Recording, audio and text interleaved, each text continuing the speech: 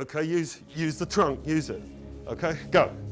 1, 2, that's it, 3, 4. You don't understand what's going on the inside. The inside's a volcano. 10, 11, 12, 13, 14, 15. Everything's breaking. It feels like the temple is like just, man, I don't know, everything's falling apart in my chest and my heart, and everything's just crumbling around me. That's what it feels like inside your body.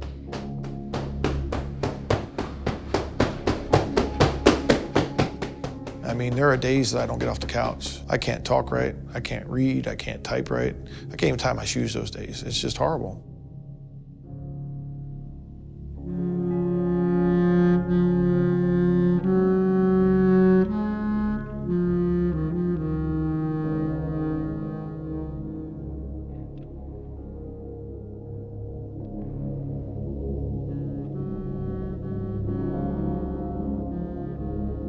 Came from a pretty chaotic, not very pleasant place. I just had a lot of trouble kind of being in my own body, I guess, in a way, just being grounded. And I think that's what people don't see with PTSD. You walk into a room and you don't have crutches. There's no crutches for PTSD. There's nothing out there. It's you and your support group that you have with you, and you're on this life raft. To be honest, Thrive is the first place that I feel that camaraderie, that brotherhood again.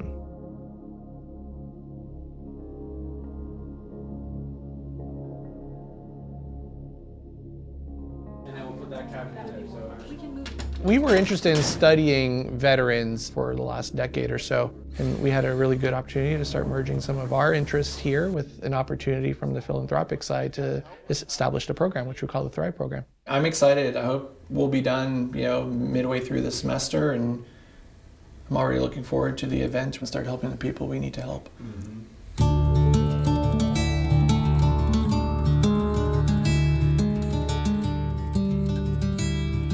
If you look at the suicide rate among veterans, it's staggering.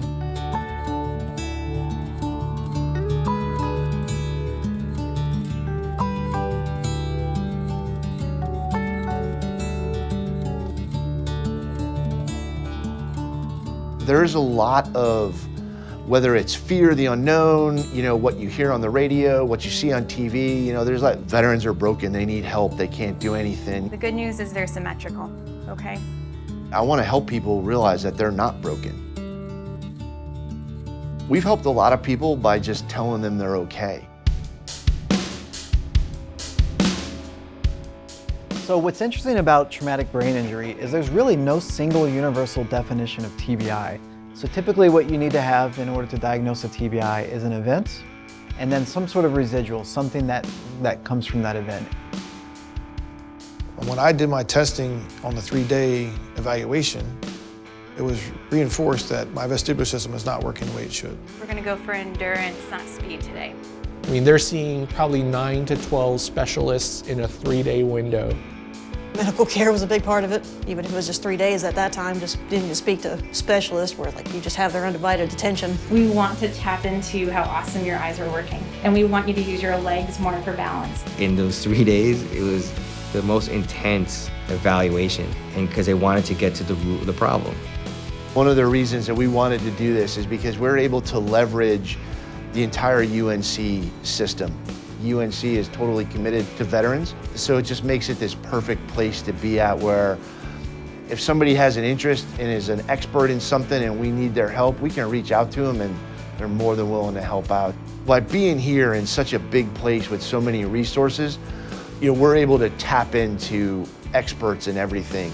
Once they're here, we're going to peel all those layers of the onions off and figure out what's at the core of this individual.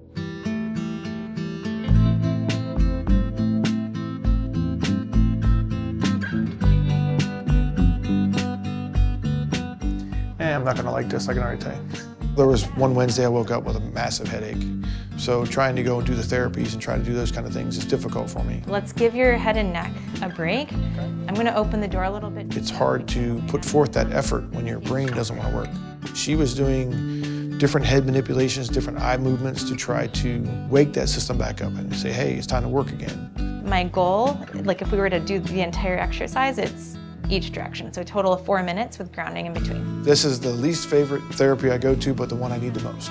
You know, that first movement, The transition, okay? yeah, it's like I lose that center. You know, you got to find out exactly what's going on. They know from their training and experience what that means, and they can fix things that way. Is this worse than up and down?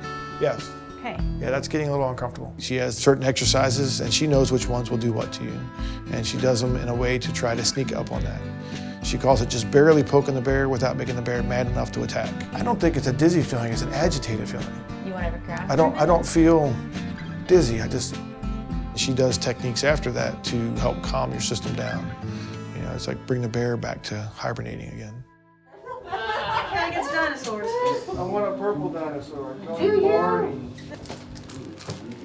So there's a lot of different ways that you can approach mask making. And I think as we talk through this, it will become more clear of like what direction you want to go. And if you don't have a direction, just go with it. Art can be a huge, huge portal. This is your opportunity to get out in this form, whatever you want to try or whatever you want to say.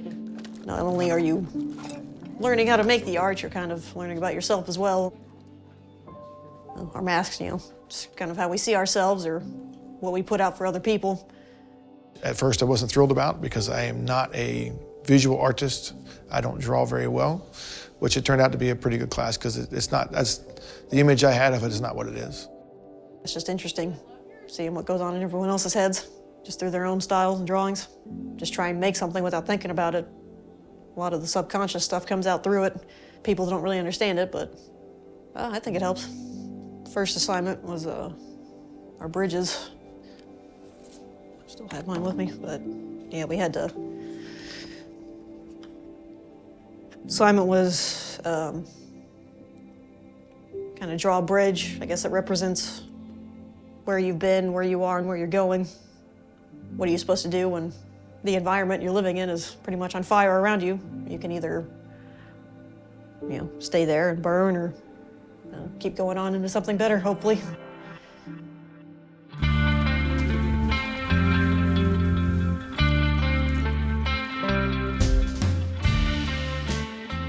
This is actually the second time I've done equine therapy, but each time it's been different. The communication and the cooperation you get with the horse in these environments is completely different. A horse is just a huge, like, 2,000-pound biofeedback machine. I fell in love with a horse. I don't want to say it too loud because somebody might hear me. You know, they have a very proven, structured program, and so by starting off with literally brushing the horse, you know, that horse can tell when you're comfortable. There's no facade. You know, horses don't lie because they don't know what that means. You have to be true. Come on.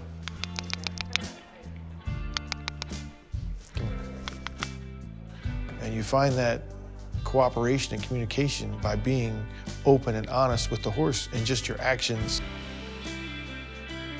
They can feel your emotions, they can feel your heart. And it's that whole trust, that relationship. That's all it really is. It's relationship building.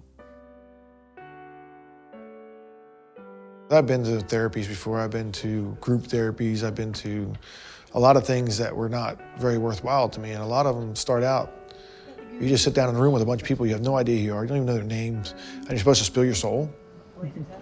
That's just amazing talent. How are you going to sit in a room with strangers and spill your soul? So here you talk to each other, you learn each other. And get their perspective on things and how one therapy can be useful and listen to their testimony as well, because we're all going through the same thing. It's also comforting in a way to know that, you know, like you're literally not the first person in history to go through something like that. And then you feel comfortable. So then when you start some of these modules and classes we have, therapies we have, it's easier for you to share what you're feeling, what you're thinking. When we start to talk about this stuff, you find these commonalities within the story. And it's when like you find the human and then you just see like their light come out. When you're playing, so much thought process is going into making it artistic and pretty that you forget about the rest of the world. So it's almost a little bit of an escape.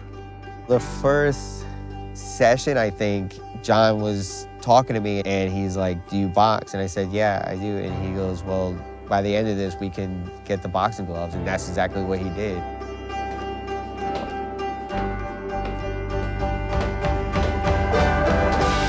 Hook, hook, hook, left hook, uppercut right. There you go.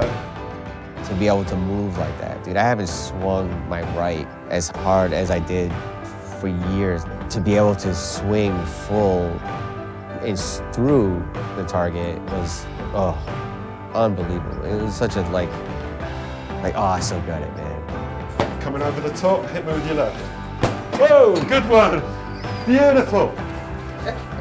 When you push the body, the mind gets pushed as well, and you hit little blockades, but then that spirituality comes in, and that's what kicks it. To be like, nah, man, you need to get through it. We've been through harder things than this. And you will get past this day, and you'll make it. Today's a big deal. Today kind of highlights a couple, pretty big achievements. We're highlighting the achievements of our 3 cohort members here for, completing the program, and being part of the Thrive organization and program really since its inception. Nobody's here to aim for perfection. Now I know where to go. I know what tools to use.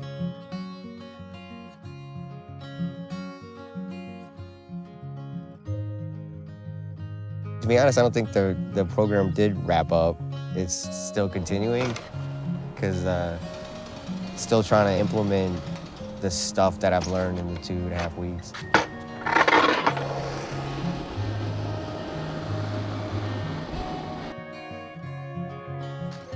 It's just a relief to be at a point in my life where I feel like a human being and everything's okay. Just trying to focus on myself for once in my life, hoping this will be like my first step in a better direction. Ted's going to come and share a song, Joseph's Lullaby, a beautiful song. And it just allows you to learn about yourself. And sometimes just exposing those items and talking about them, it changes how you think about things. So of course it changes how you act. It's who I am, and I have to accept the tragedies and things that I've experienced. Also to see them in a different perspective and then somehow appreciate them, to learn from them and then carry on.